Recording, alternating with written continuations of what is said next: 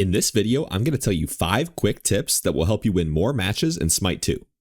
You all really seemed to like my last video, and there were a couple people asking to see some more advanced tips. First, we'll go over how you can secure kills and win more fights. Then at the end, I'm going to tell you some methods that will help you sneak away with a victory in matches you may have lost otherwise. A lot of the example footage is going to be from Smite 1, but all of these tactics will work in Smite 2 as well.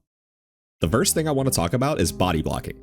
In Smite, enemies can't walk through you, so you're able to restrict their movement by getting in front of them.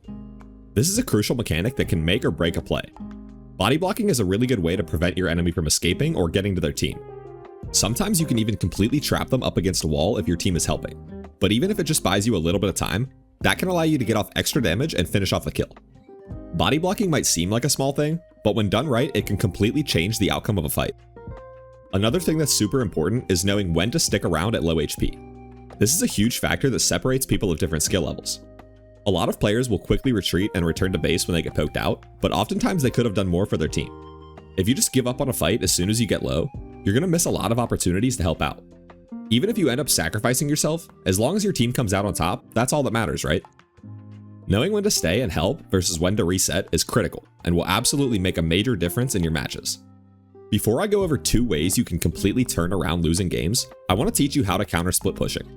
If you've played a lot of Smite, chances are you've lost a game or two to somebody that's completely ignored fights and just split pushed a lane instead. This can be really frustrating because it's hard to communicate with your random teammates. And sadly enough, it's a really effective strategy, especially in lower elo brackets, because oftentimes people just aren't paying attention. If you see somebody split pushing and want to stop them, make sure you're sending someone on your team that's strong enough to take them in a 1v1. If you're not able to beat them in a fight, then you're just going to make things worse by backing and leaving your team behind. The other way to counter split pushing is by just forcing a fight and taking a larger objective. Like in this example, the enemy team attempted to backdoor our Phoenix, so we just ran straight at their Titan and ended the game. Giving up one bird for a fire giant or to decisively win a teamfight is usually going to work out in your favor. Now let's talk about 2 methods you can use if there is very little hope left and you need to make a big play to win. If your team is really far behind, one of the best things you can do to turn the tides is set up an ambush in the jungle. In all of these example clips you're going to see, the enemy team was ahead and had just gotten Fire Giant, but because my team was willing to group up and look for a fight anyway, we caught the enemy off guard and were able to win the fight by surprise.